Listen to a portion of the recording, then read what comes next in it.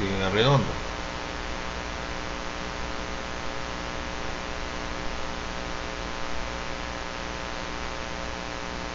Señor Arredondo.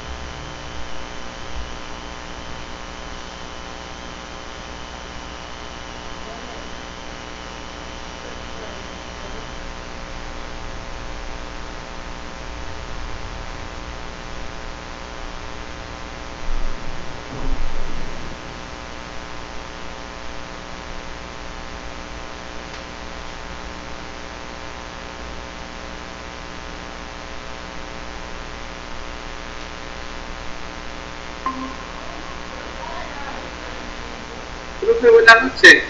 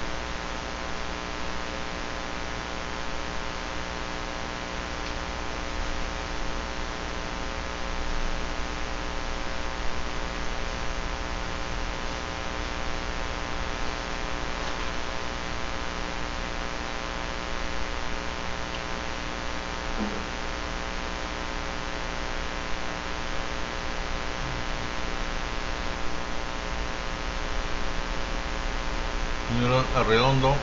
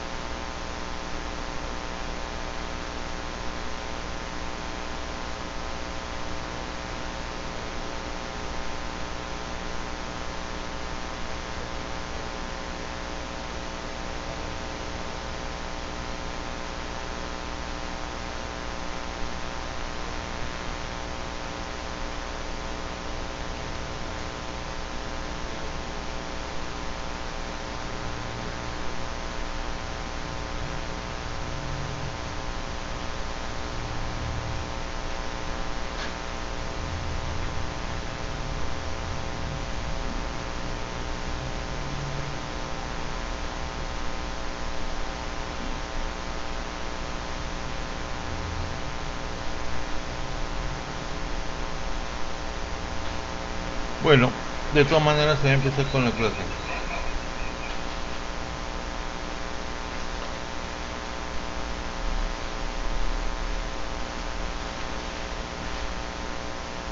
A ver, vamos a pasar el video.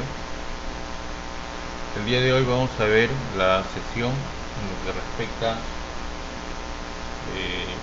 a una política social, en donde de acuerdo al sílabus establece que tenemos que evaluar la política educativa, ¿no? Pero esto no se puede hacer sin que antes no podremos saber qué es una política social. Así que vamos a empezando por esto.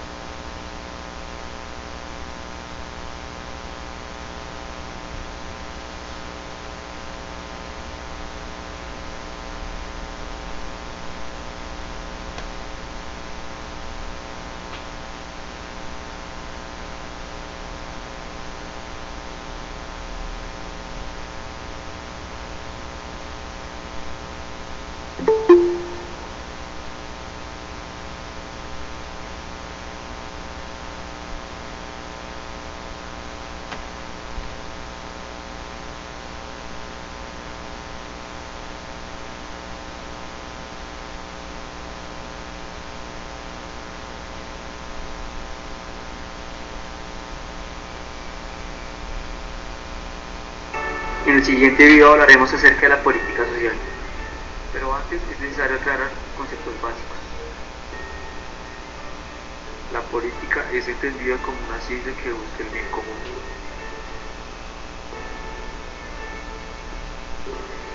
En donde los políticos procuran llegar al poder para imponer un plan de gobierno que cubra las necesidades de la población y asimismo asegurar la dignidad humana de sus integrantes. La política social es una rama de la política. Esta se ocupa de detectar los problemas sociales que derivan de pobreza y marginación,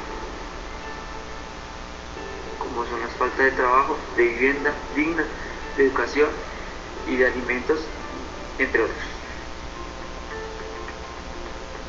Para buscar una solución mediante recursos y medios tecnológicos, pues su objetivo es el bienestar general de la población.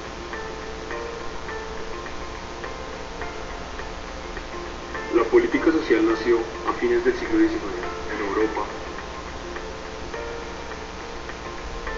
junto al Estado Social de Derecho como intervención del Estado en la economía y en la sociedad.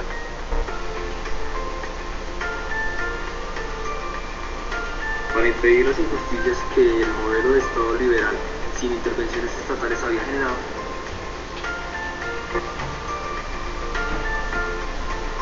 los recursos deben ser reales y genuinos. Asimismo, los proyectos deben ser posibles para no caer en la utopía o en sus presupuestos sin una finalidad clara. Son planes de política social, la construcción de las hospitalidades, de escuelas y de los planes de vivienda, que contribuyan a erradicar la pobreza e instalar a sus ocupantes en lugares confortables.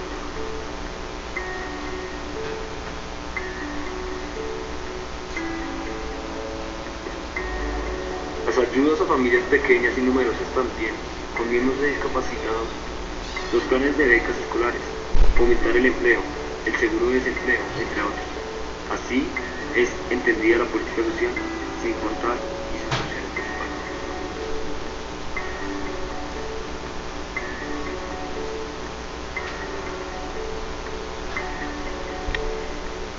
Ya. Bueno, lo que más o menos el video ha estado manifestando es de que darle un sentido a lo que significa hacer política, ¿no? O sea, la búsqueda del bienestar de la población. Ahora bien, pero bienestar en función a qué? Bueno, a solucionar los problemas que la población tiene. En cualquier tipo de sociedad, la población siempre tiene problemas de naturaleza educativa, de naturaleza de trabajo, de alimentación, de cultura. Entonces, siempre hay esa necesidad de poder de repente mejorar, ¿no?, las condiciones sociales de vida, ¿no? Y a eso va el tema de la generación de la política social, que es lo que vamos a ver como una antesala del ámbito educativo, ¿no?, que es el que, como dije, es lo que está figurando en el sílabo, ¿ya? A ver, un segundo, voy a pasar a la diapositiva que nos corresponde, ¿sí? Este es solamente el tema del video.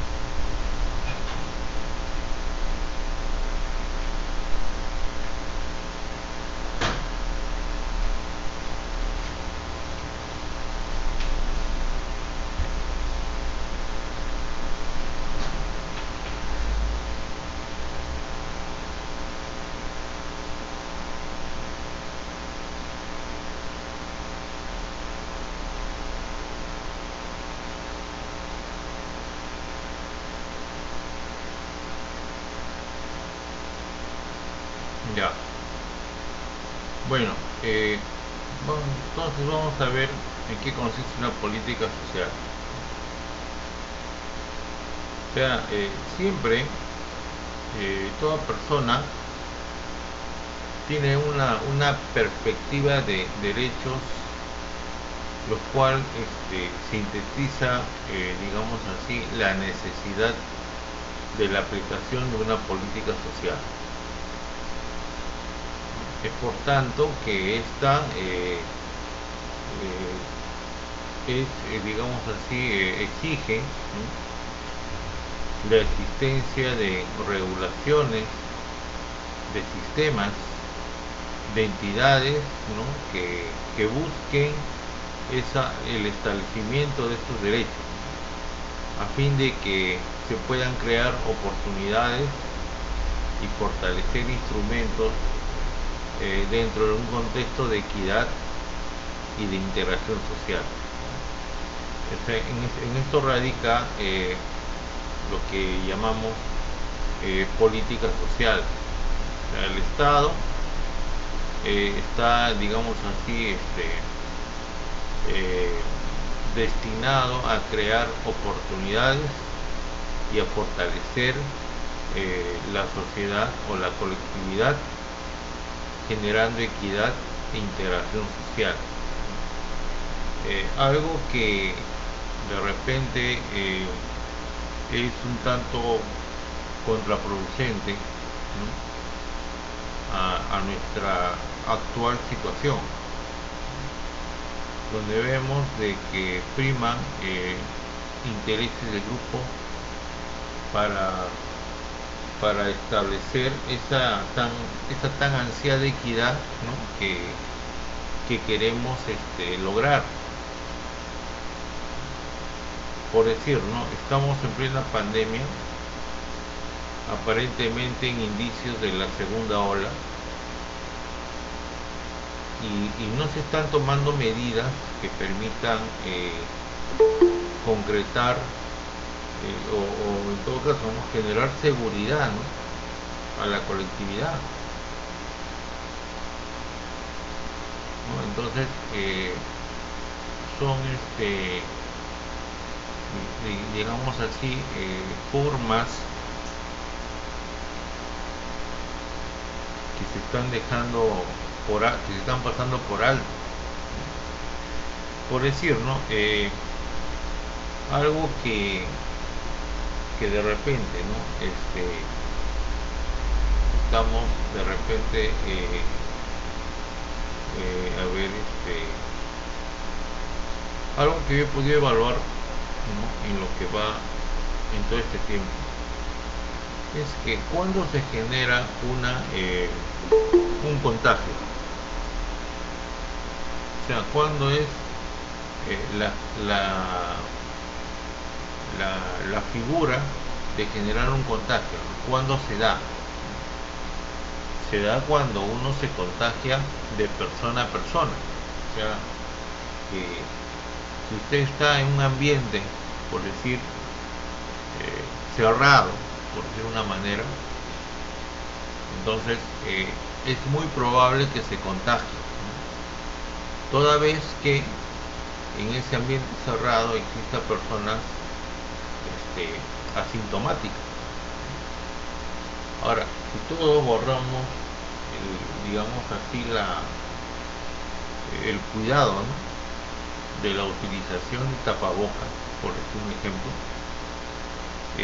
entonces nadie se va a contagiar, ¿no? Todos en general utilizamos este sistema de protección vital que coge la nariz, o sea, que cubre la nariz y la boca. Entonces nadie se va a contagiar, ¿no? O sea, no van a contagiar los que tienen el virus, y tampoco van a ser contagiados los que no tienen el virus. Y esto, digamos, se va a permanecer siempre. Ese es por el lado de la población. Ahora, por el lado del gobierno, a mi modo de entender, el gobierno debería de cerrar las fronteras,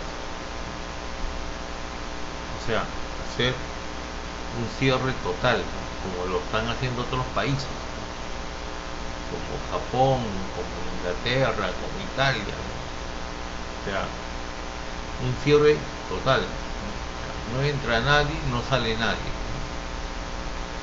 Y incluso, ¿no?, en la idea de que esa población incluso ya está dentro de un contexto de vacunación. O sea, se les está vacunando, ¿no? Y incluso se están tomando medidas. Algo que no está pasando acá. Me da la impresión como que el presidente Francisco Sagasti como que está esperando que haya más muertes, por decir, porque en tanto haya más necesidad de, digamos así, de camas UCI, de medicamentos, ¿no?, de atención médica, algo que también adolecemos. Como que hay mayores problemas, y hay mayor comercio. Entonces estamos esperando de repente que muera más gente para recién ponernos las pilas, ¿no? O sea, a mí me parece una medida, digamos, un tanto egoísta, ¿no? Porque nosotros ya, bueno, es conocido pues que hay una cadena de farmacias, ¿no? Hay un grupo financiero que tiene, ¿no?, casi el 95% de farmacias. Y justamente este grupo es el que está presionando al gobierno. ¿Para qué? Para que no genere cuarentena, ¿no? Que mientras que no se genere cuarentena hay caos, y mientras más caos haya, más dinero es el que va a pasar por las manos de esta gente. Entonces, es algo que la verdad me entristece, ¿no?, que la realidad sea tal cual, ¿no? Y es una lástima, ¿no?, de que las cosas pasen de este modo. Ya hace rato ya hubiera habido el tema, hubiera sido prioridad del Estado el tema de la vacuna, ya nos estaríamos vacunando, ¿no?, por decir un ejemplo, ¿no? Pero ni eso tampoco se ha concretado. Yo al menos veo que es una total irresponsabilidad decir no, de que el gobierno anterior solamente encontró 2 oficios y no dos propuestas, y ahí quedó el asunto. Y todos saben, todos eran sabiendas de que indefectiblemente el mal todavía existía. Entonces la prioridad era esa. Es como una guerra, ¿no? En una guerra, ¿cuál es la prioridad? Conseguir armas, ¿no? Entonces ahorita estamos en una guerra bacteriológica que se da con el tema de la pandemia. Entonces, ¿cómo podemos descuidarnos, ¿no?, con el tema de las armas? Es algo inconcebible. Entonces, es lamentable, ¿no?, que tengamos que pasar por todo esto, ¿no? Entonces, en nada se está mejorando, está, digamos así, profundizando el tan llamado política social.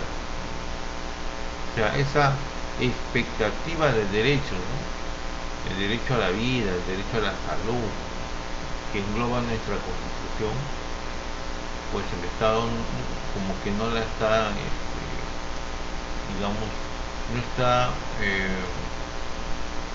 avalando ese derecho. O sea, el Estado está haciendo una vez más, ¿no?, como siempre, siendo un instrumento, ¿no?, no de política social, sino de política comercial. Entonces, y esto va en perjuicio, ¿no?, de mucha gente, ¿no?, sobre todo de la gente que menos tiene. Y se han dado pues varias circunstancias, ¿no? Un tema es la vacuna, otro es el tema del, por decir, yo me he enterado, y esto lo han dicho en los medios, hay me parece 275 respiradores artificiales. Una de las universidades, la Universidad Pontificia Católica del Perú, ya las tiene listas para que éstas se instalen, y eso va a acrecentar a 275 camas UCI. Y todavía está este material, este equipo todavía está en la universidad y no se concreta la entrega. Ya está listo y no se concreta la entrega por un simple trámite burocrático. Entonces, ¿dónde estamos? O sea, son medidas que definitivamente dista mucho, ¿no? que enmendar. Entonces, la política social debiera de cambiar, ¿no? Creo yo, debiera de cambiar de manera drástica, a fin de poder de repente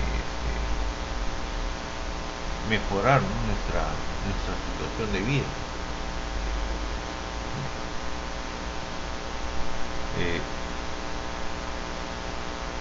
Sin embargo, vemos, ¿no? que en materia de salud, puedo decir, hay un sector de médicos que según manifiesta, no se ha renovado el contrato, que son los que en realidad más se necesitan. Ahora, como yo le decía, el tema del contagio, ¿no? O sea, mientras más personas se congreguen, peor. Entonces, porque transportamos el virus de persona a persona. O sea, si uno no se relaciona con personas, mejor. Pero a veces por un tema laboral uno lo tiene que hacer. Pero que tenga el cuidado que cada uno tenga en la manera de usar su tapaboca, su protector nasal y bucal.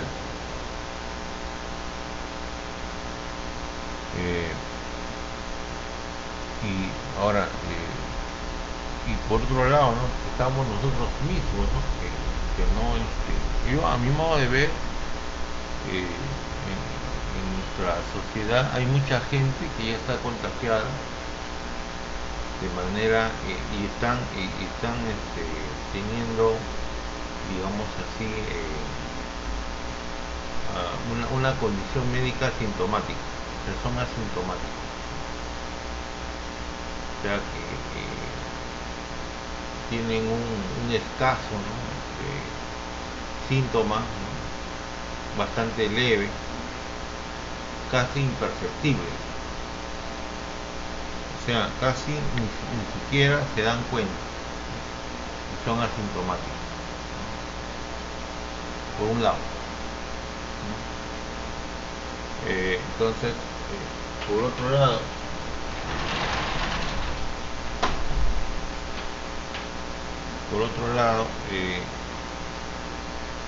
son personas que no guardan pues la debida, digamos así, la debida precaución, ¿no?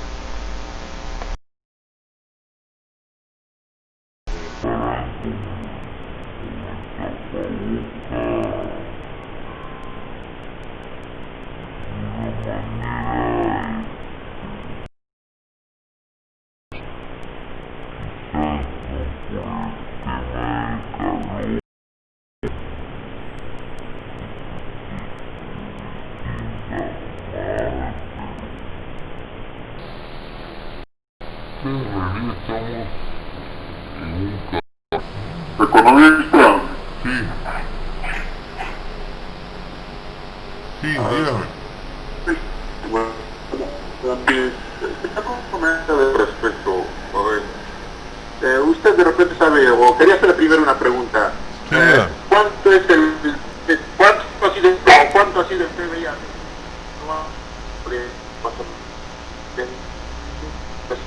Respectivamente, más o menos el PBI del año 2019 y aparte que otro periodo de 2020.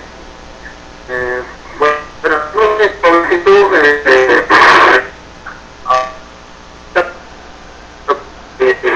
con respecto a la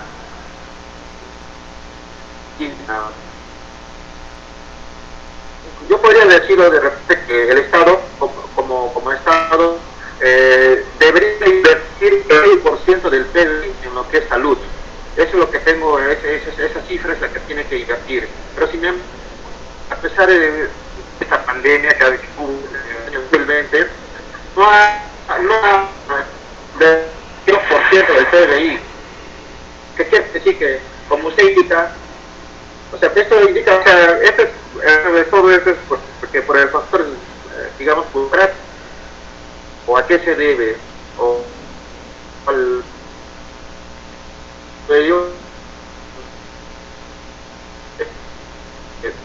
a la inversión o y digamos se dice que 6% de ahí, pero sin embargo solamente 5%. Esa es la preocupación y por eso era la pregunta ya por ese tema economista. Ya, bueno, mire, yo más o menos, porque no le he podido escuchar muy bien. Mire, en cuanto a cifras de PBI, no estoy al tanto, ya, en verdad, no les puedo dar una cifra precisa, Sí. ya, pero siempre yo he concebido de que es una idea, no es digamos, algo preestablecido, ya. Siempre he considerado la idea de que siempre, dentro de todo, sobre todo en el contexto democrático que hemos tenido, la labor del presidente, del que ingresa a nuestro país como presidente, aparentemente es la de gobernar. Digo aparentemente porque siempre bueno, yo del tiempo que tengo uso de razón, digamos, de los 25 años, ¿no?, para adelante, como que he visto que varios gobiernos, ¿no?, todos democráticos, y he visto en particular de que ninguno gobierna, sino que es parte del gobierno, o sea, es parte de nuestro modo de vida, es parte de nuestra realidad. Entonces, ¿cuál es en el fondo el asunto de nuestra realidad? Pues, ¿no? Carecer de tecnología es nuestra realidad. De repente que exista la existencia de monopolios es nuestra realidad. Entonces, hay países que por decir, tienen un manejo totalmente diferente, ¿no?, pese a tener los mismos problemas que tenemos como país, ¿no?, como el tema de Bolivia, ¿no? Bolivia tiene una idiosincrasia muy similar a la de nosotros, ¿no? Pero ¿qué pasa? Que en el tema de Bolivia, por decir, sus empresas, porque las empresas de Bolivia como que cumplen su rol de empresa, o sea, en el sentido de que, como toda empresa, ¿no?, genera utilidades a partir de generar una actividad económica, obviamente generar gastos, ¿no?, pero también genera ingresos, ¿no? Y la simple diferencia trae consigo pues las utilidades, ¿no? Y es por eso que, como en el caso de Bolivia, como en el caso de Chile, ¿no?, que son países limítrofes con el Perú, tiene, digamos así, tiene un resultado positivo, ¿no?, sus respectivas gestiones, ¿no? En cambio, el caso peruano es diferente, ¿no? Nosotros en la década de los 80 teníamos empresas, ¿no?, pero estas empresas, en primer lugar, no generaban utilidad. En segundo lugar, generaban mayor carga, digamos, del sector público. O sea, se utilizaban las empresas ¿para qué? Para que más gente trabaje en las empresas, ¿no? Pero más gente nueva, o sea, más gente que demoraba entre 1 o 2 años para aprender. En el tercer año recién ponerse las pilas, por decirlo de una manera. El cuarto año proponían, ¿no?, determinadas políticas, y el quinto año se estaba preparando para las siguientes elecciones, ¿no? O sea, nunca ha habido de parte del gobierno una decisión, ¿no?, de cambiar nuestra realidad, ¿no? Y de los que en buena cuenta, ¿no?, han pretendido hacer eso, prácticamente se han servido, ¿no?, del gobierno antes de trabajar para el gobierno, ¿no? Entonces, pues es por eso que a la fecha, por decir, tenemos, me parece, si no es el caso de todos los presidentes están siendo juzgados, ¿no?, por la ley, ¿no? Tanto Toledo, Humala, bueno, García, que por ahí dicen que ha fallecido, ¿no? Que aparentemente todo el mundo ve ese tema, no, yo no lo creo personalmente. Alberto Fujimori, ¿no? Entonces, hay pues, tenemos un gran, digamos así, un gran desfase de no poder cambiar nuestra realidad, ¿no? Entonces, siempre... Economista, buenas Sí, tardes. dígame. Sí, quería participar en el sentido de que se está tocando un tema de que es política social, y usted hace un momento comentaba el tema, por ejemplo, de que el actual gobierno, ¿no?, las medidas correctivas, ¿no?, para frenar el avance del coronavirus, desde mi parecer, yo como persona pienso de que nuestro país está siendo gobernado por los grandes poderes económicos, más no por las autoridades de turno que tienen la misión de dirigir el país, ¿no? Hay muchos intereses económicos de promedio. Por eso es que si usted, me imagino, como muchas otras personas, quisiéramos que se cierren las fronteras, los puertos marítimos, en sí son pérdidas económicas que en cierta manera no favorecerían a los grandes grupos económicos de nuestro país. Claro, es algo contraproducente para ellos, pues. Pero como le digo, la sartén por el mango lo tienen los actuales gobernantes, ¿no? En este caso el pseudo gobierno transitorio, ¿no?, que dice ser, ¿no?, que en verdad es lamentable, ¿no?, su participación. Sí, pues la verdad es así, ¿no? Es triste, ¿no? Pero es la realidad, ¿no? Entonces, ahora, pero también, como manifesté en varias oportunidades, ahora la decisión la tenemos nosotros, ¿no? O sea, ¿quién es el que... Yo personalmente les digo, no pienso dar mi voto nulo, ¿no? Porque la verdad que no, ninguno me convence, ¿no? O sea, ninguno de los que se están postulando, los veo, digamos así, probos, ¿no?, para tomar una acción directa, ¿no?, y cambiar nuestra actual realidad, ¿no?, por donde se mire, ¿no? Ahora, deberían de cambiarse, ¿no?, algunos aspectos, ¿no? Por decir, el tema de la elección misma, ¿no? O sea, el hecho del que participemos, ¿no?, de un proceso electoral debe ser como en otros países, por decir, que solamente vote aquel que esté interesado en votar, ¿no? Así de simple, ¿no? Que no sea un tema obligatorio, ¿no?, que no sea un tema por multa, ¿no? Y eso se da porque, no sé, bueno, para serles honestos, no estoy muy al tanto, pero tengo entendido que me parece que los votos nulos siempre van a favorecer al último de la lista, ¿no? Algo así me parece que es. O sea, en realidad, si uno vota nulo, no es que ese voto no se tome en cuenta, sino siempre, digamos, se favorece al menos favorecido, por decirlo así, ¿no? Entonces, por decirlo,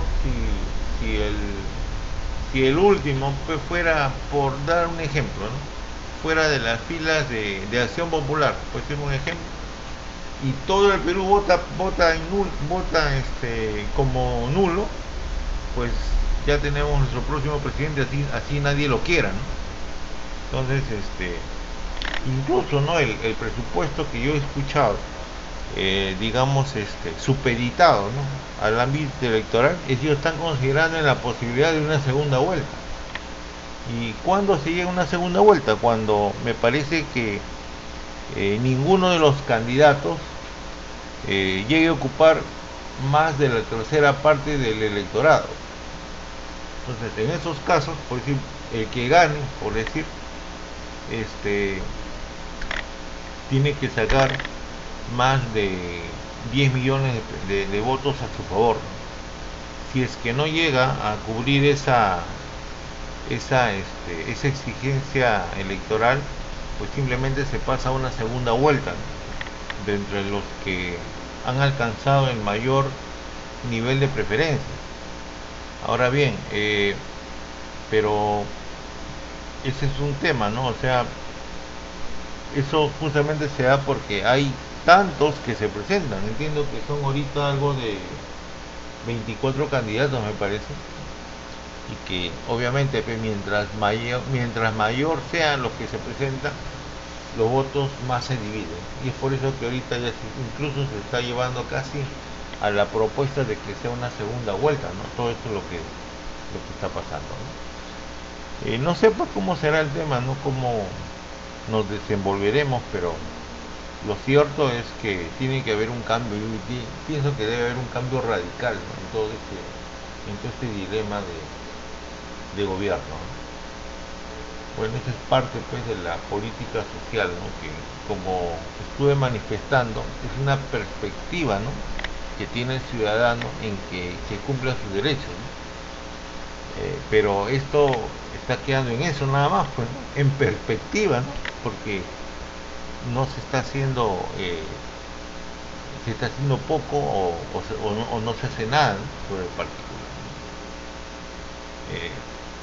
Pero es bueno, ¿no? Es bueno, yo creo yo tener digamos así posturas, ¿no? Porque a partir de ellas si tenemos la oportunidad de obrar, entonces hagamos el cambio, ¿no? Hagamos la transformación de manera paulatina, ¿no? Porque el que habla por decir, ha habido ocasiones en donde digamos así he ejecutado acciones en contra de la corriente, ¿no? Yo me acuerdo haber estado en el PRONA, por decir, así donde en el PRONA, bueno, era un programa nacional de alimentación que tenía, ¿no? como labor fiscalizar las ayudas alimenticias, ¿no? que se les daban a sectores vulnerables, ¿no? de la población.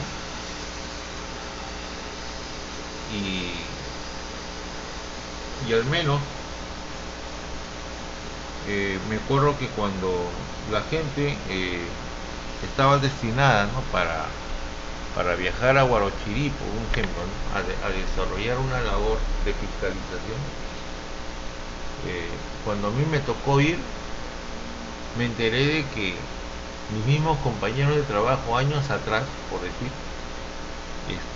no hacían las inspecciones, ¿no? en presencial, ¿no? Por decir, ¿no? Por decir un ejemplo, de repente tendrían que viajar en la zona de Huarochirí a de diferentes distritos. Entonces, pero para ir, en vez de ir a cada distrito, ¿no?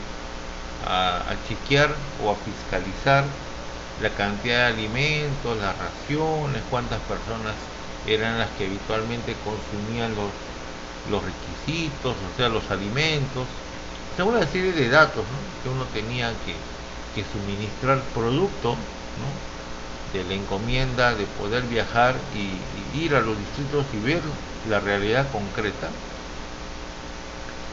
Compañeros en materia laboral, lo que hacían eran, por decir, ¿no?, si ellos tenían que visitar, por decir, ¿no?, 15 colegios, ¿no?, o 20 colegios, ¿no?, a lo largo de 2 semanas o 3 semanas de trabajo efectivo, entonces hacían, pues, de repente pasaban a través de la UGEL de Matucana, que era la central de todos los colegios, y citaban a todos los directores, ¿no?, para un solo día en Matucana. O sea, Matucana es un distrito, ¿no?, digamos, más asequible, ¿no?, a Lima.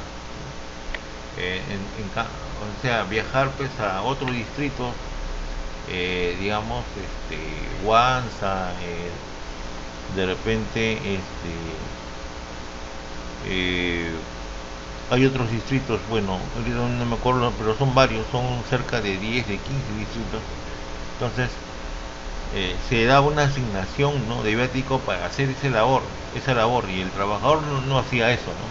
O sea, el trabajador notificaba a todos los directores, ¿no?, bajo responsabilidad incluso, y ellos bajaban un día a Matucana, de donde estaban, para recién recibir orientaciones y gestiones del promotor, entre comillas, ¿no?, del Estado.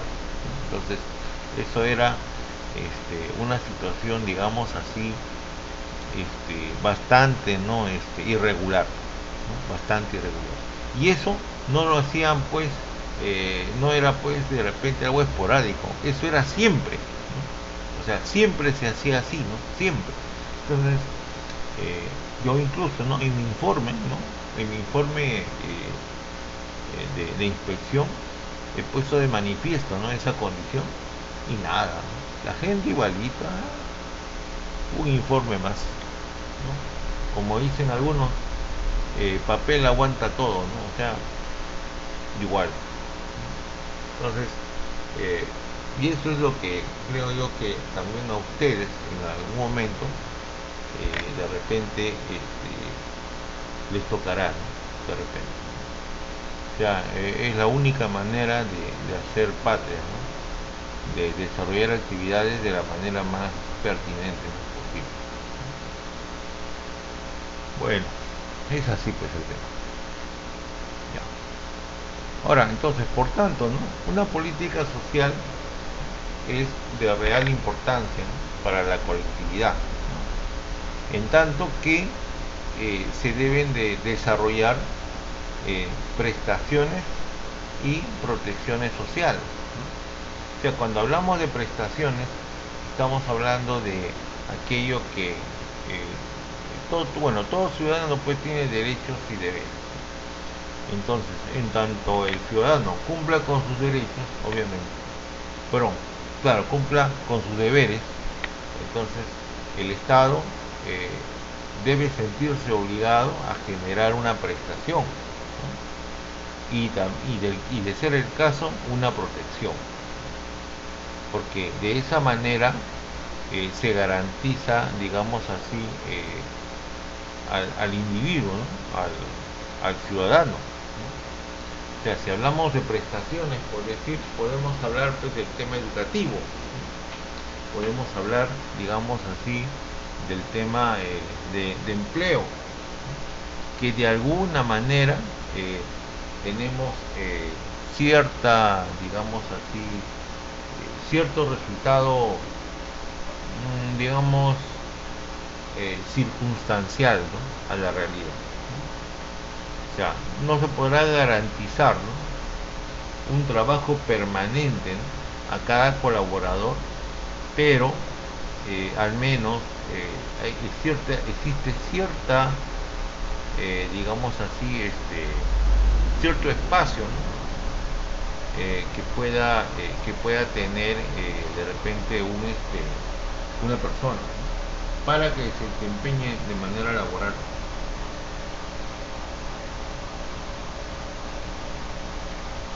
Entonces, hablar de una política social es hablar de garantizar los derechos que tiene una persona. Y el derecho a la salud, creo yo, como también algunos de ustedes, de sus compañeros han mencionado, está siendo vulnerado. ¿En pro de qué? En pro de, obviamente, el interés del grupo, ¿no? El interés particular, ¿no? De un grupo reducido. Algo que, en verdad, a mi modo de ver, la única manera, ¿no?, de evitar eso es ver por quién se está eligiendo, ¿no?, en nuestra pseudo democracia. Entonces, no hay otra manera, pues no hay otra manera de poder ahora la otra manera, pues podría decir una revolución, ¿no? Pero eso hemos visto que tiene digamos malos por decirlo así, es una situación en donde por lo general se llega a un descontrol, ¿no? Y lastimosamente siempre sale perjudicada la gente más vulnerable, la gente más, digamos así, más débil, ¿no?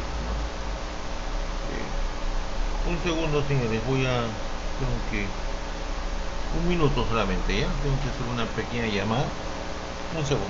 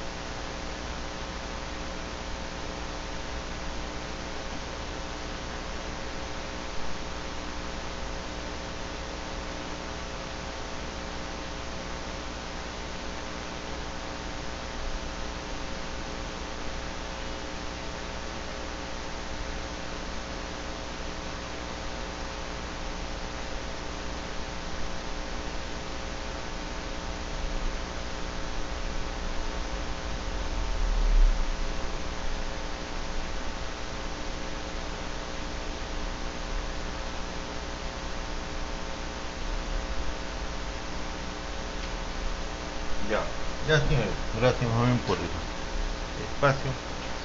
Tenía que comunicarme con mi hijo que acaba de estar cerca de acá de la casa. Ya, entonces decía de que eh, ahora, de acuerdo a lo que manifestó el señor Gutiérrez, ¿no? Eh, este tema de la, de la disposición que se tiene, ¿no? Sobre el tema del presupuesto, por decir, es que a cada sector siempre se le da lo mismo, ¿no? O sea, eh, y eso es, o sea, eso es porque se sigue siempre el cliché, ¿no? Por decirlo así, ¿no? Del presupuesto de la República, ¿no? O sea, si es que, por decirlo, el sector salud se le da un 2% o 1.2%, bueno, ingresa el otro presidente, igual le sigue dando el 1.2%. O sea, debe haber, creo yo, una reforma de digamos, una proyección de lo que significa desarrollar una verdadera política social, ¿no? O sea, darle, ampliar los porcentajes, ¿no? Digamos, a fin de que el país, digamos, tenga mayores recursos, ¿no? Para poder mejorar, ¿no? La situación. Pero como les manifestaba, o sea, eh, esto normalmente no se da porque todavía los que ingresan al país, o sea, los que ingresan como para, digamos, la decisión política de gobernar, todavía pasan por un lapso de tiempo, ¿no? En donde tienen que aprender cómo se gobierna. Luego, después de 2 años, gobiernan. Al tercer, cuarto año tratan de cambiar algunas cosas, ¿no? Y el quinto año se están preocupando por lo que, y incluso ahora, ¿no? Que no hay reelección, pero aún todos se están preocupando qué es lo que, cómo van a desarrollar la campaña del próximo gobierno. O sea que incluso, ¿no? Hay posiciones antagónicas, ¿no? Respecto a la política a llevar. O sea, echan por tierra todo lo que el anterior ha desarrollado y empiezan de cero. Y eso se mantiene durante los 5 años de gobierno. Entonces, son situaciones pues que en realidad eh, hacen más daño que beneficio. Bueno,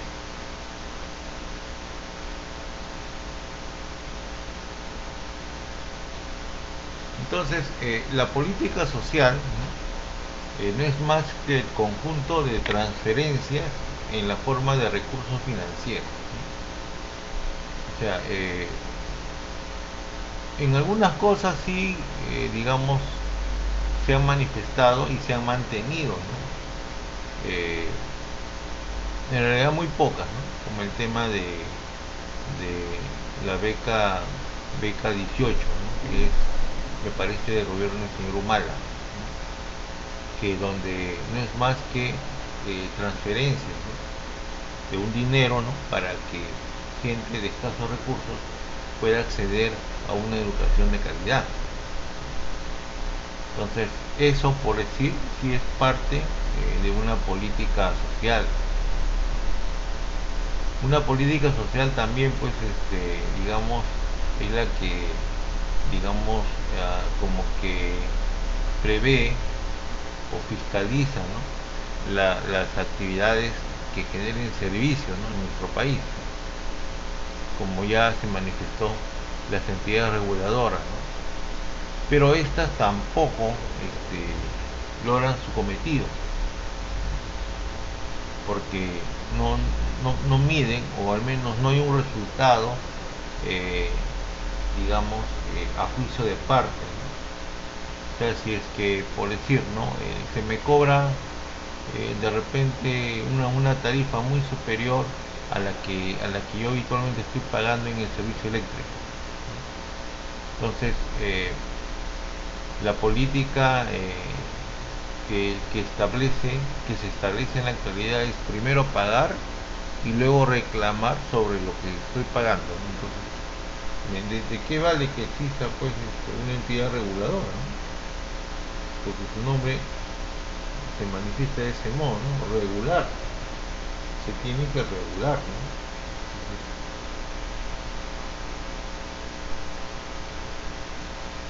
Lo más lógico sería que, o sea, que el servicio se mantenga, ¿no?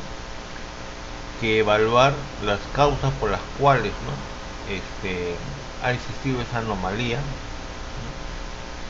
y ese valor de dinero, ¿no? Tenga que evaluarse a fin de saber, pues, al fin y al cabo, quién va a pagar ese valor, ¿no? Porque si efectivamente ha habido un consumo, alguien ha tenido que consumir el consumo.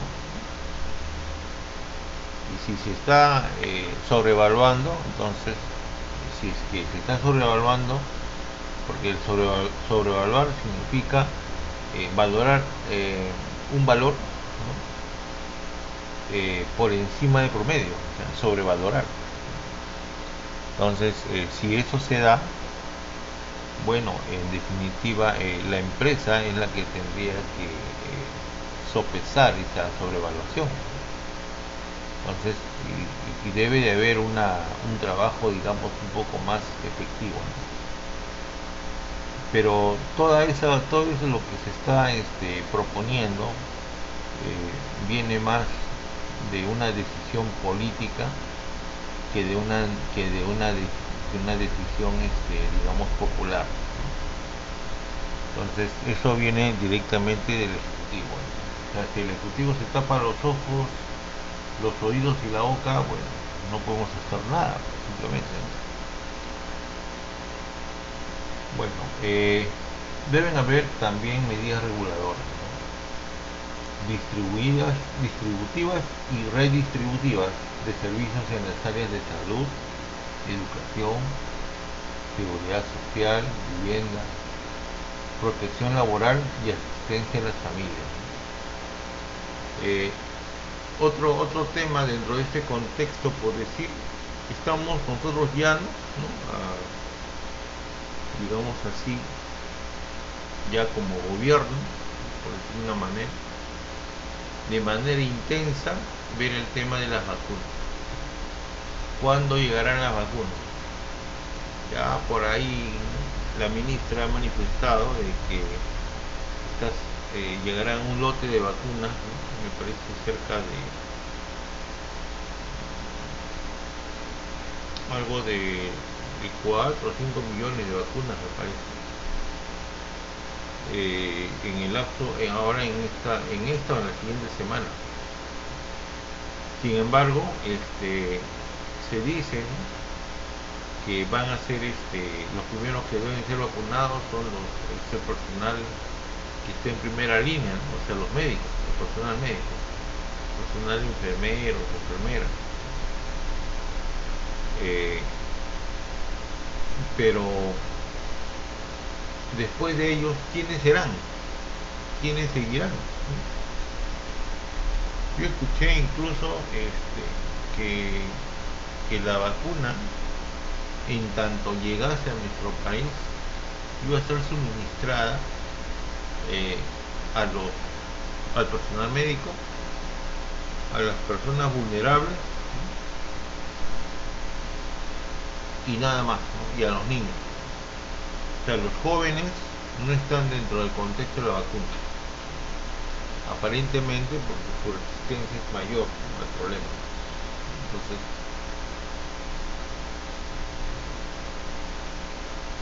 podemos pensar, ¿no?, que de repente va a ser una distribución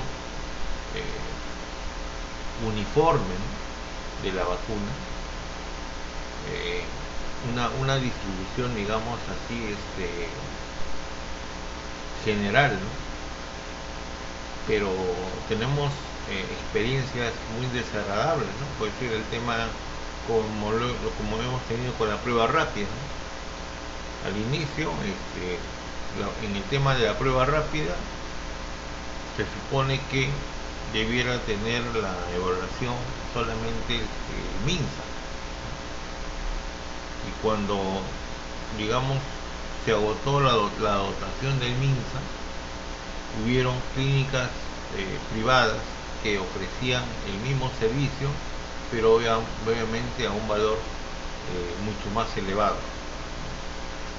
Ya cuando después que se determinó que una prueba rápida no tenía la eficacia de un hisopado, por decir, el mercado cayó drásticamente respecto al precio de una prueba rápida, y subió el de la prueba del hisopado. O sea, como se verá, todo eso acá es un tema comercial, pues no, acá no hay un tema, digamos así, de salud pública, ¿no? Todo es netamente comercial, ¿no? Yo no sé, me da la impresión, y espero que no sea así, de que en cuanto llegue la vacuna y tenga una cantidad, ¿no? Digamos, no sé, 5, 6 o 10 millones de vacunas, ¿no? Las 10 millones no van a ser utilizadas por el sector salud, ¿no?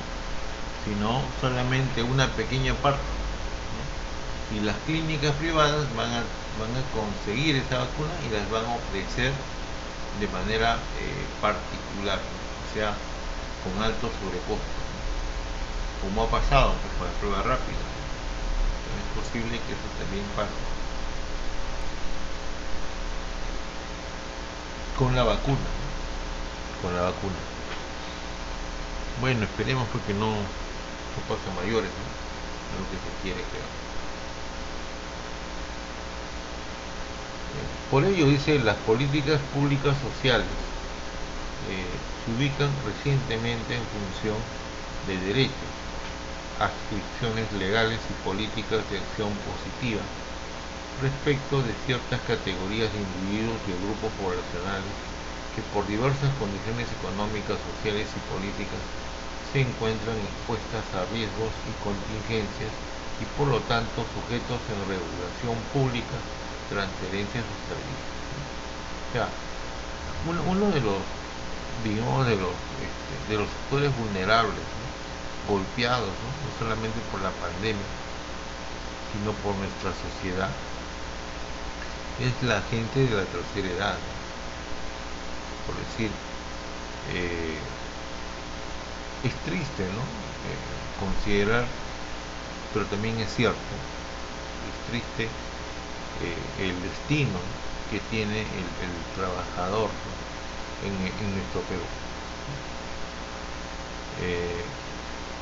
A los 75 años uno ya no está en edad de trabajar, perdón, 65 años ya no está en edad de trabajar, más está en un factor de dependencia familiar, y la escasa pensión que uno tiene no te permite ni siquiera el dilema de la subsistencia.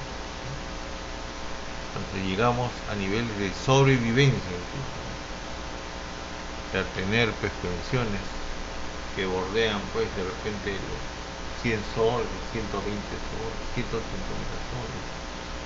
O sea, niveles pensionarios desde cualquier punto de vista totalmente insuficientes, ¿no? A la realidad. O sea, son situaciones, digamos, que quizás algunos de los que están 30, 40 años, ¿no? Algunos de ustedes de repente, no se ve, ¿no? Pero 20 o 30 años más adelante, ahí uno ahí va a padecer, ¿no? Y es bueno que desde ahora puedan juntar un dinero, mínimamente, ¿no? O generar una segunda actividad paralela a la que estén desarrollando. Porque si no se hace eso, pues definitivamente van a haber problemas, ¿no? De dependencia. Los precios de las mercancías normalmente suben en nuestro país, ¿no? Es muy poco, y si es que se da, es un tema bastante ocasional que va. Ahora con este tema, este problema agrario, van a subir aún más todavía los productos. Entonces, los precios de los productos. Entonces,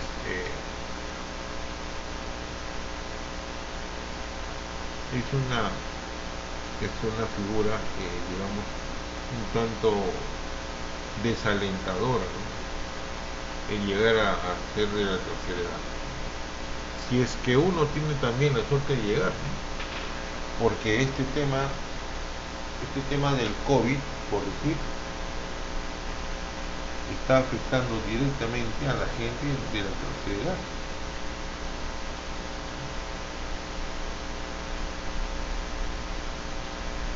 Y hay gente pues, que en realidad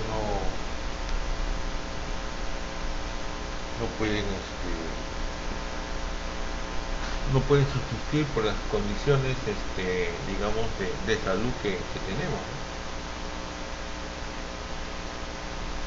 Entonces, uno de los sectores más golpeados en estas actuales condiciones y mucho más antes también,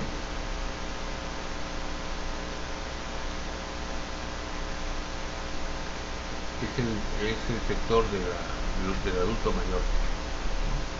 O sea, poblaciones que por sus condiciones económicas, sociales, ¿no? se encuentran expuestas a riesgos de contingencia, sujetos de una regulación pública que no existe para ellos. O sea, depender, como se ha visto, como se ve en el medio, ¿no? Depender de centros, digamos así, de la tercera edad de manera precaria, ¿no? O sea, sin brindar la dignidad, ¿no? a la gente de la tercera edad. Entonces, el que habla puede decir, ahorita creo yo estar en una segunda edad, ¿no?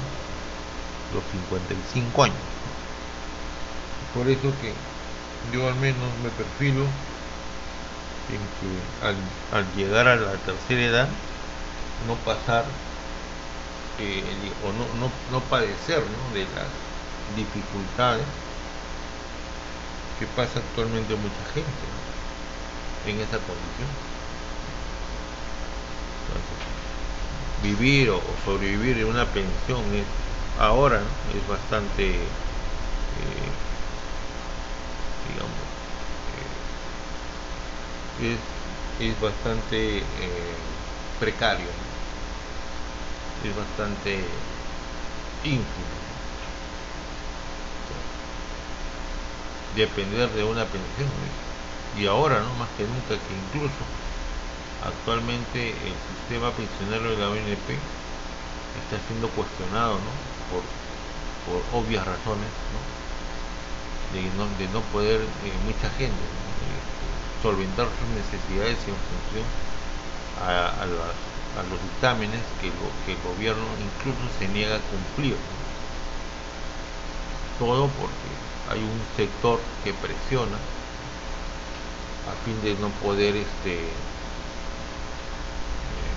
bueno, del tema no sé mucho, pero he llegado a escuchar que algunas entidades, ¿no? como el servicio eléctrico, por decir, ha estado en pro de que parte de sus ganancias, ¿no?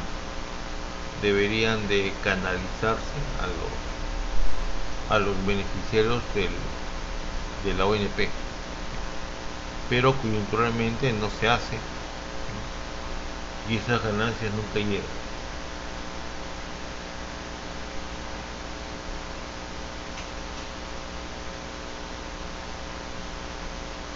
Entonces, de acuerdo a lo que hemos conversado, podemos de repente llegar a una definición de la política social.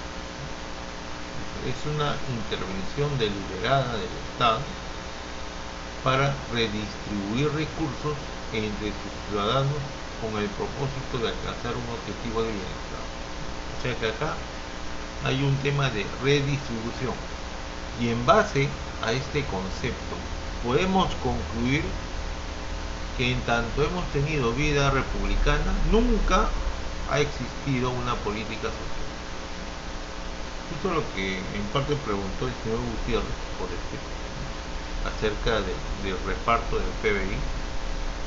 Si siempre cada presidente ingresa, no sube ese porcentaje de reparto a un determinado sector, sino siempre sigue siendo el mismo. Nunca se da una política de redistribución de recursos, siempre es lo mismo. Y ahí viene el problema, ahí está el problema. Entonces, si ampliáramos ese porcentaje a sectores vitales, ¿no?, de la población, como es el sector salud, el sector educación, el sector de seguridad, entonces las cosas, creo yo, serían diferentes. Y ahí sí estaríamos encaminándonos al objetivo de bienestar. Entonces,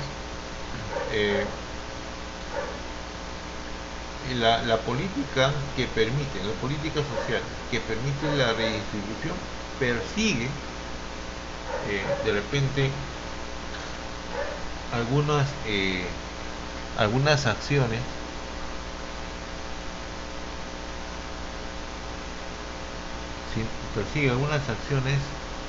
que van a traer consigo generar un mecanismo, o sea, generar una posibilidad que va a permitir ¿qué cosa? Va a permitir una serie de aspectos. En primer lugar, dice materializar explícitamente los derechos sociales y económicos de los ciudadanos. O sea, cuando uno redistribuye un recurso, pues materializa un derecho social y económico, ¿no?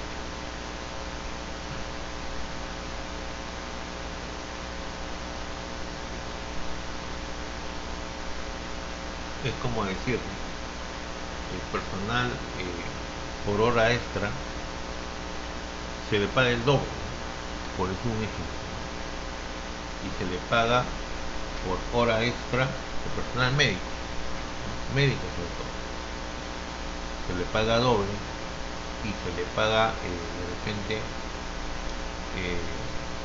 en condiciones diferentes de trabajo, en el sentido de que producto de una redistribución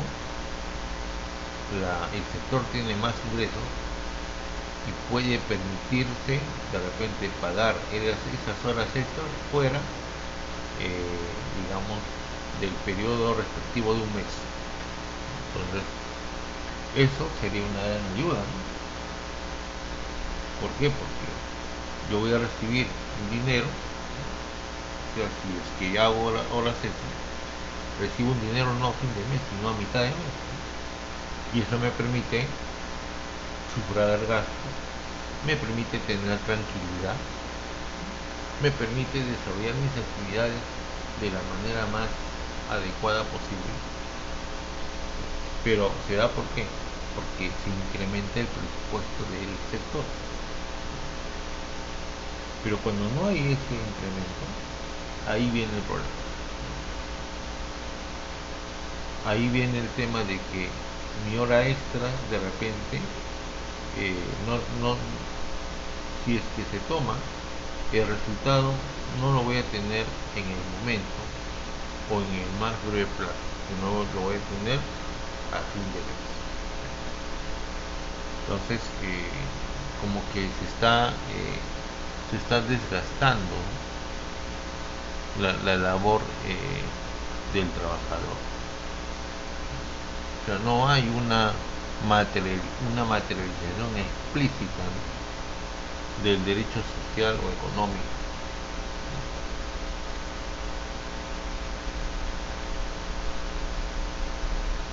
Otra forma del mecanismo que estamos hablando es a partir de la reducción de los niveles de exclusión, o sea, las condiciones de vulnerabilidad y riesgo social a la que están expuestos grupos particulares de la población. O sea, Lo que acá estamos hablando de política social, pero de lo que es más pertinente considerar. O sea, ¿qué cosa persigue la política social? Persigue generar un mecanismo que minimice la exclusión, ¿no? en el sector, en la población objetivo que queremos ayudar. O sea, hacer que de repente, ¿no? aquel sector vulnerable que puede ser un asentamiento humano, poco a poco tenga que dejar de ser un asentamiento humano. Porque así como hay asentamientos humanos, también han generado, ¿no? en el tiempo condiciones de vida diferentes. O sea, un asentamiento humano primero se asienta, como dice ahí, asentamiento, se asienta, toma posesión y luego se genera todo un trámite para titularizar la propiedad y en segundo término habilitar el espacio. Entonces, de lo que es un asentamiento humano llega a pasar a ser una urbanización. Entonces, de esa manera reduce los niveles de exclusión. Cuando el nivel de exclusión se mantiene permanente, cuando un asentamiento humano toda la vida sigue siendo asentamiento humano. Entonces, ahí hay una diferencia, ¿no? digamos, social. Y que, bueno, en buena cuenta, pues, genera, pues, un deterioro, ¿no? a nivel de la comunidad.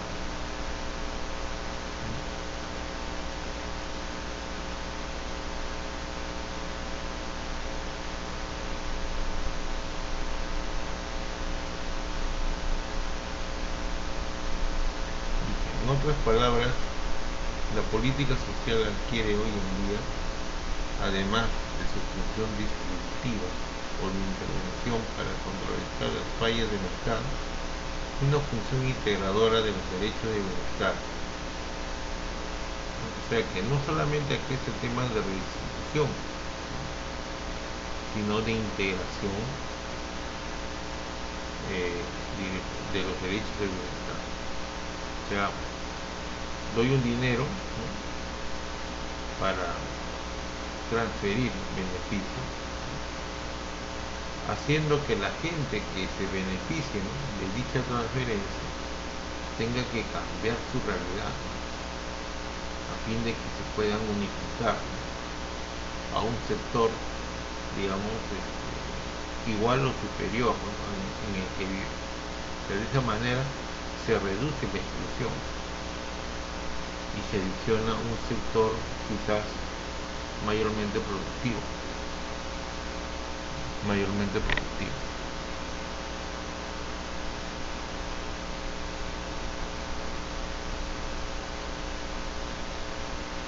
Es por esto, dice, que la política social participa de una doble dinámica. Por un lado, se espera que intervenga para materializar los derechos del bienestar, mejorando la calidad de vida y así construyendo una ciudadanía activa, una mejor democracia, pues es sabido que las desigualdades del bienestar determinan y refuerzan las desigualdades en el ejercicio de la democracia. Pero al mismo tiempo interviene directamente en la generación de reglas de juego, de instituciones que permitan el ejercicio de los derechos civiles y políticos para aquellos que son excluidos de la toma de decisiones, puesto que la realización de los derechos civiles y políticos es inseparable de los avances de la materia de derechos económicos, sociales y culturales. O sea, acá lo único que se está haciendo es reafirmar la condición del político en materia social. Por sus manos, indefectiblemente, pasa la materialización de los derechos económicos, sociales y culturales reivindicados a la sociedad. pues es parte de nuestra actual situación. Es parte de nuestra actual situación.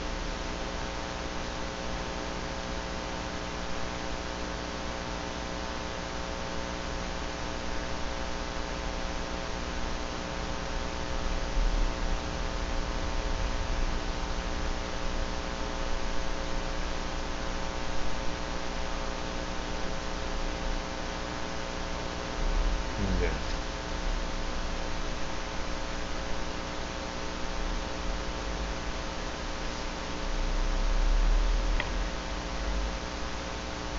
A ver, un minuto.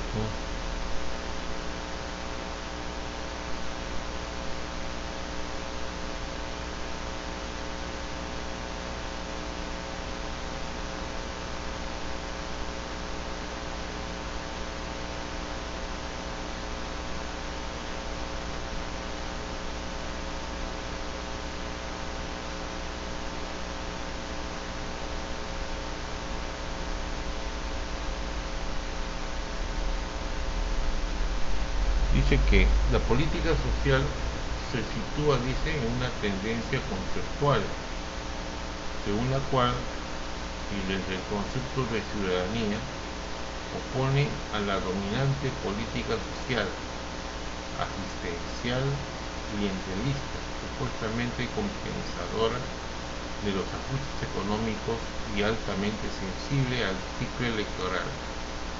Una política social que desde la centralidad de los derechos, la solidaridad y por sobre todo la construcción de formas más inclusivas de organización social supere la desigualdad en la distribución del ingreso y la riqueza como punto central.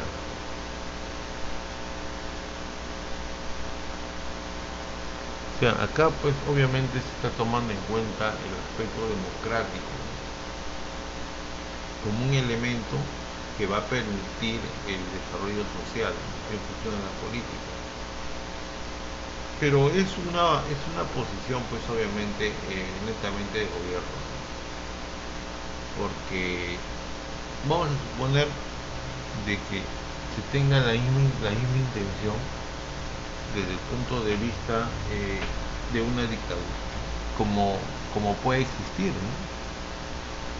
Por decir, en el gobierno del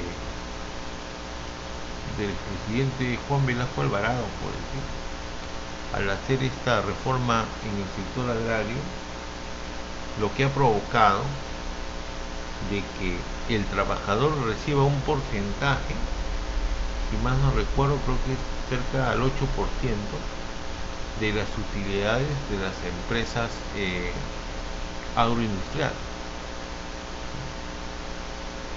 Algo que se da en la actualidad, hasta ahora.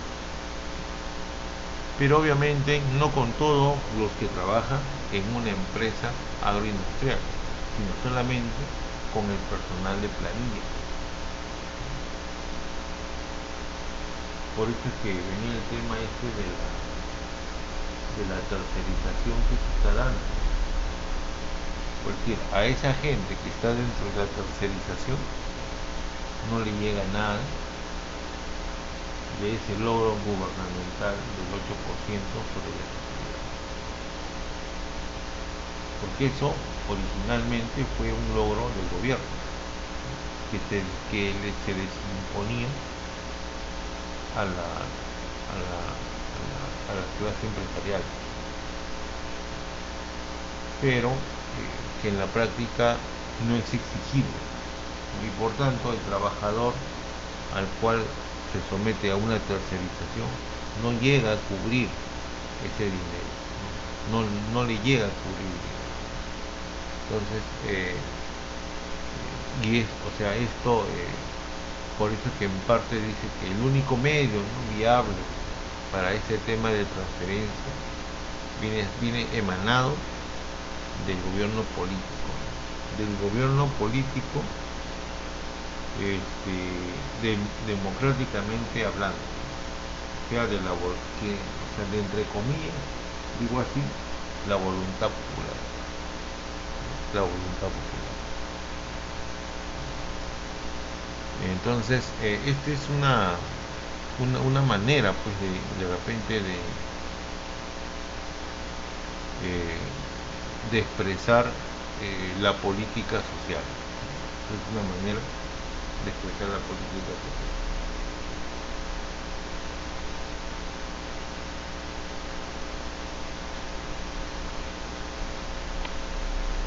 Por tanto, la política social asegura la existencia de la sociedad como tal. Obviamente, pues, ¿no? Pero en nuestro caso no tenemos política social. Como ya lo hemos manifestado, no hay una política de redistribución de ingresos. Siempre nos mantenemos en el mismo porcentaje a cada sector respecto a nuestro PBI. Siempre. Lo propio de la política social es producir sociedad, que en términos operativos significa igualdad socioeconómica, calidad de vida diversificada culturalmente, ciudadanía y actores sociales fuertes y autónomos, capaces de negociar su representación en las esferas políticas y estatales. Claro, estamos hablando acá del libre mercado, ¿no? Pero obviamente el Estado debería tener, pues, lo que llamamos en una ocasión la economía social de mercado. Pero mientras que esta economía social no sea social, entonces nunca se podrá cumplir una real política social en nuestro país.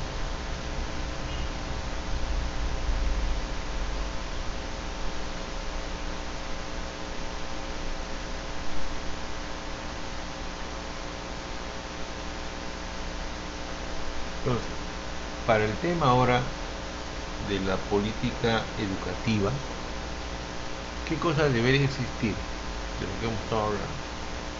Una política social. Y para que se dé una política social debe existir una redistribución del ingreso. Y una redistribución involucra pensar de que ahora este año se dio un gasto, ¿no? O se va a dar un gasto, y el próximo año deberá ser mayor. Ahora, la pregunta de fondo es: ¿mayor en qué medida? En la medida que necesite el sector. Pero si el Estado no está gobernando para el sector, y no está gobernando para pequeños grupos de poder, pequeños en cantidad, pero no en poder financiero, no, pequeños grupos de poder, entonces nunca se va a dar la política educativa, ¿no? Nunca se va a dar la política educativa. Entonces, ni mucha mayor razón con la política social, ¿no? Ahora, la política educativa dice, como dijimos, la política tiene varios usos.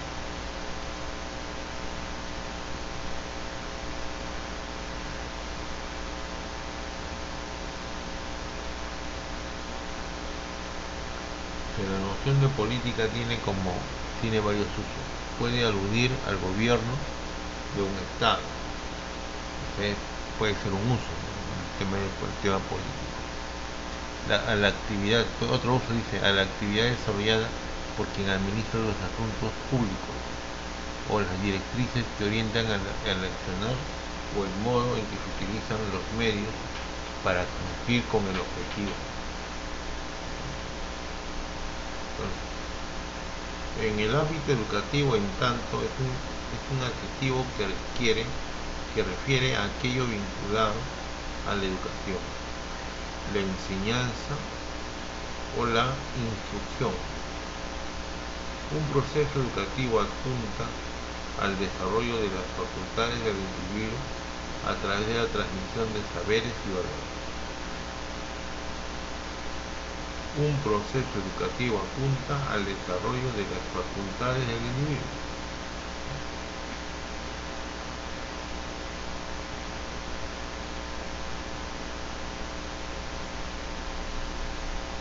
sea, ¿cuándo se va a dar una real política educativa?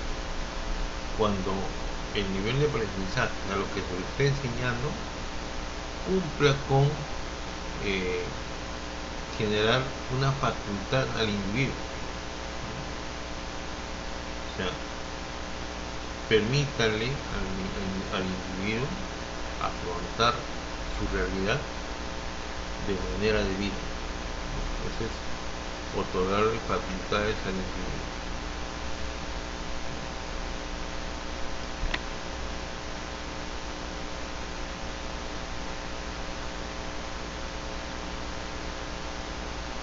Entonces, dentro de este otorgamiento de facultad también se puede, digamos así,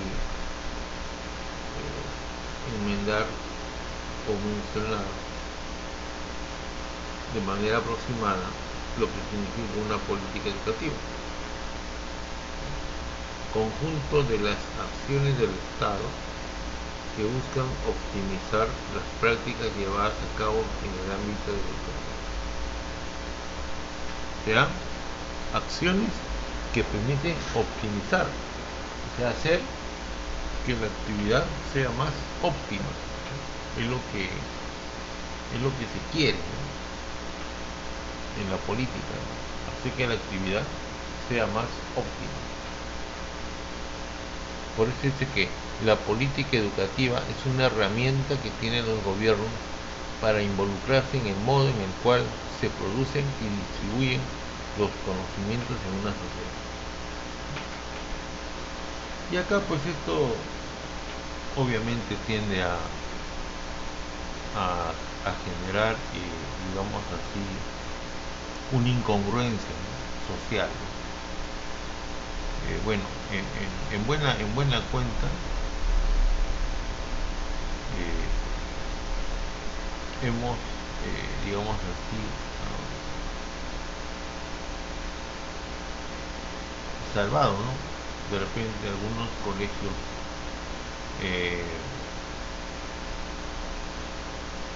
digamos, colegios o instituciones educativas, porque hay una normatividad que permite concederles una exoneración, ¿no?, por llevar a cabo la pseudo política social que ellas pueden generar.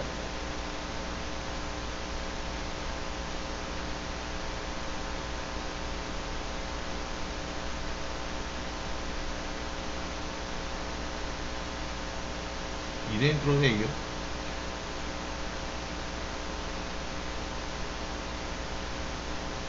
distribuir los conocimientos en una sociedad, o sea, poder distribuirlos mejor. Es lo que al menos se pretende, ¿no?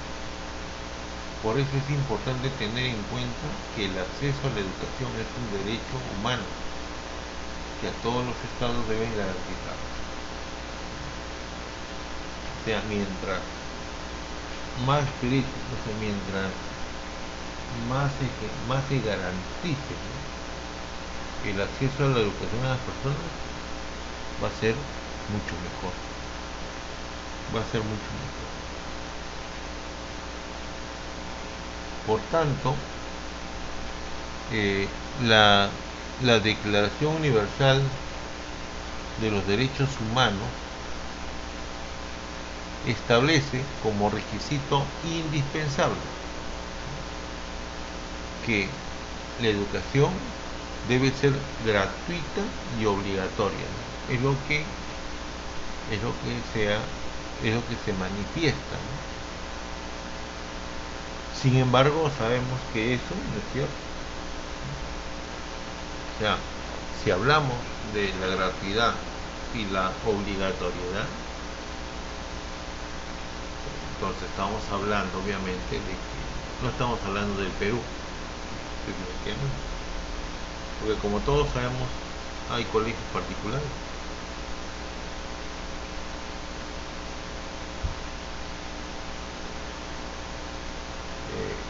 El caso es que también existe una exoneración en el ámbito educativo, ¿no?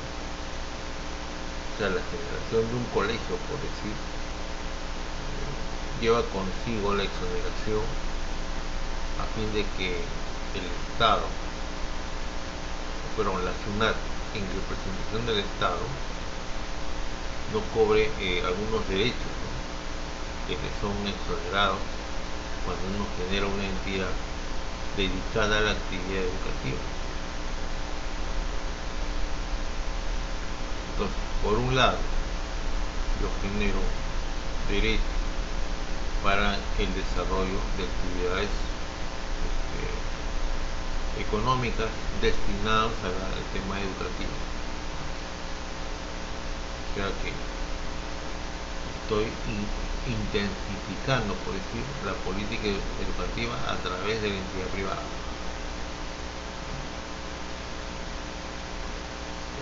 Pero si estoy dando, pues, digamos, desenvolviendo la actividad económica, estas se están parando dentro de un contexto legal. Y si la estoy promoviendo, exonerándola de impuestos, se supone que debería de cumplir su rol. Pero la sola autorización del funcionamiento de una entidad particular vulnera el hecho de que sea gratuito y obligatorio. Bueno, eso sería de momento, jóvenes. Ahora ya nos vemos dentro de un rato con el tema de teoría y política monetaria. Si hubiese alguna duda de lo que hemos estado hablando,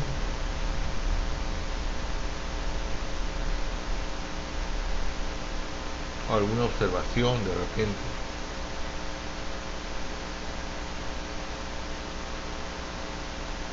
yo por decir, me parece que en el caso de economía pública, claro, en el caso de economía pública, más de un rato, de repente, al término de esta sesión de la semana 13, les voy a enviar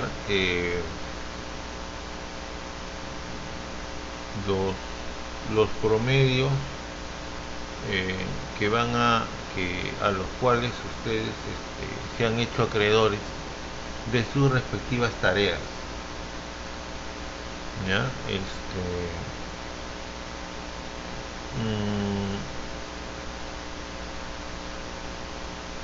Sí, ya, de sus respectivas tareas, los promedios. Entonces, hay algunos estudiantes que no tienen, que no han presentado tareas, y se les va a dar, digamos así, un chance para que lo hagan y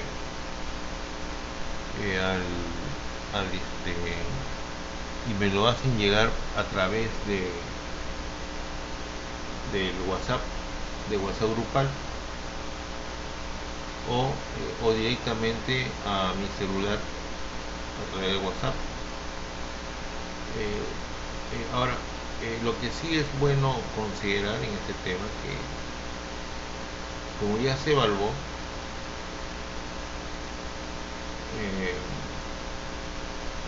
a ver, si más no recuerdo,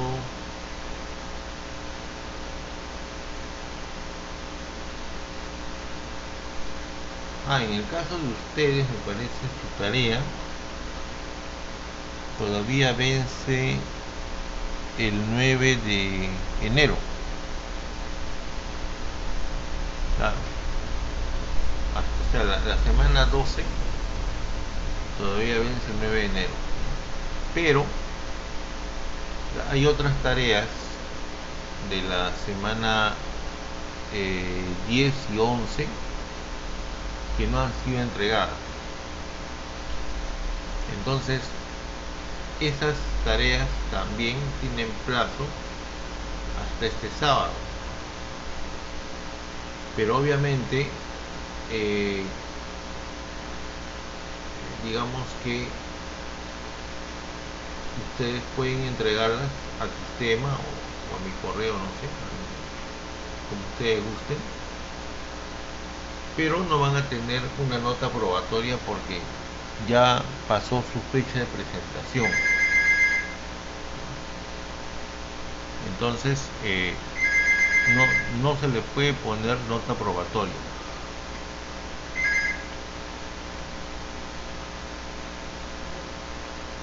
Entonces espero que se entienda ese tema. De la semana hay estudiantes que no han presentado trabajos de la semana 10 y 11 y todavía pueden hacerlo hasta este sábado, y con el tema de que puedan regularizar, pero esa regularización no va a permitir, digamos así, la aprobación, sino simplemente dependiendo del esfuerzo en el desarrollo del